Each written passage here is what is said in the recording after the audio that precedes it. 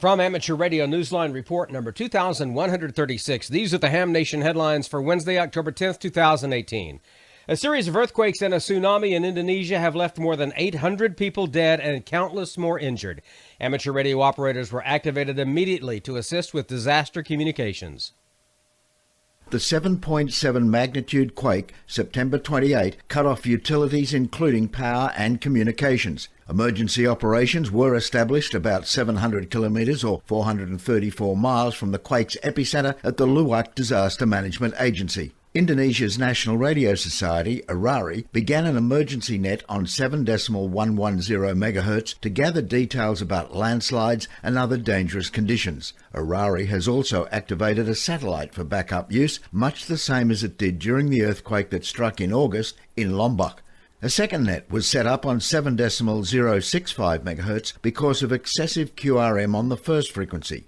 Communications were established early with two mobile stations in Palu, Satrisno YB8NT and Ronnie YB8PR.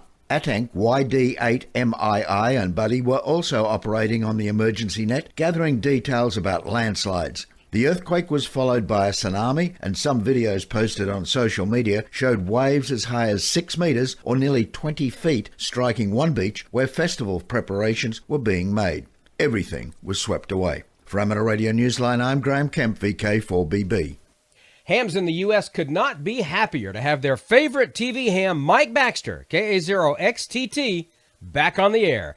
Now they have another reason to celebrate: ratings.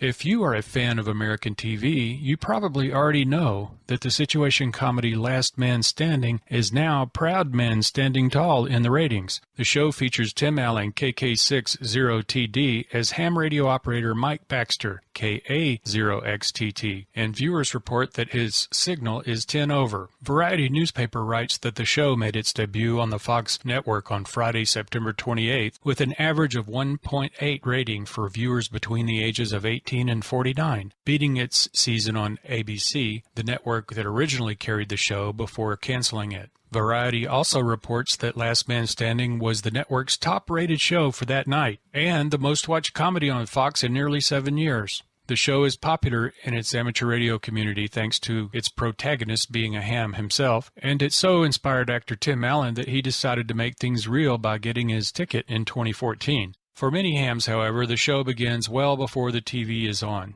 The crew operates amateur radio station KA6LMS during meal breaks on production days. The set itself features QSL cards from fans, maybe even some of you listening now. For Amateur Radio Newsline, I'm Kevin Trotman, N5PRE. Now that October's here, it means two things: pumpkin spice everything, and more importantly, Jamboree on the Air, Radio Scouting's main event.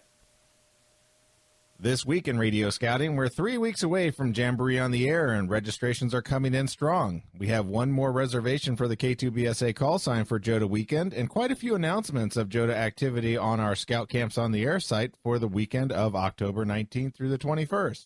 Hams will be demonstrating what they love best about ham radio: all bands, all modes. Let's make this the most active JOTA ever. Get your station registered at jota2018.k2bsa.net.